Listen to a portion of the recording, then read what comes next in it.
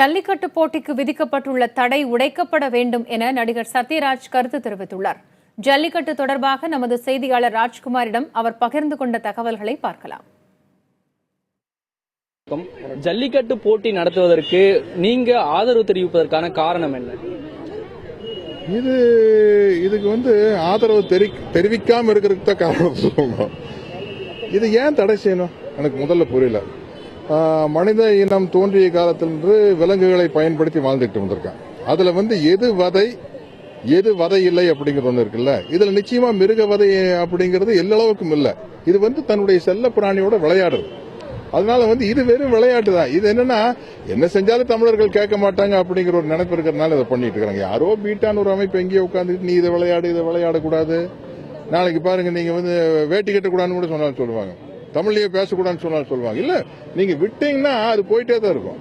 அதனால இந்த தடையை நிச்சயமா உடைச்சே ஆகணும்.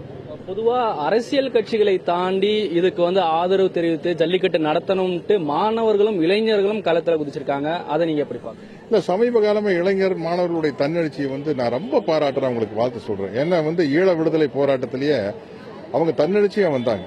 அவங்க தன்னெழுச்சியா வரும்போது தான் ஒரு போராட்டத்துக்கு மிகப்பெரிய வலு கிடைக்குது. நான் பள்ளிக்கூடத்தில் படிச்சுட்டு இருக்கிற காலத்தில் ஒரு 6ஆம் வகுப்பு 7ஆம் வகுப்பு போகிறது இந்திய எதிர்ப்பு போராட்டம் உச்சத்தை அடைஞ்சது. அது காரணம் மாணவர்களுடைய எழுச்சி தான். அதனுடைய மாணவர்களுடைய எழுச்சி, இளைஞர்களுடைய எழுச்சி நிச்சயமா ஒரு நியாயத்திற்கு வெற்றி தேடி தரும் அப்படிங்கிற நம்பிக்கை இருக்கு.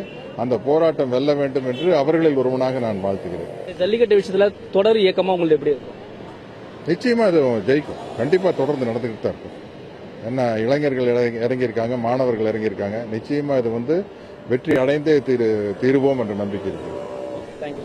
ஜல்லிக்கட்டு போட்டிக்கு மாணவர்களும் இளைஞர்களும் ஆதரவு தெரிவித்திருப்பது உண்மையிலே வரவேற்கக்கூடியது என்று சத்யராஜ் தெரிவித்திருக்கிறார். புதிய தலைமுறைக்காக ஒளிப்பதிவாளர் தங்கதுரையுடன் ராஜ்குமார்.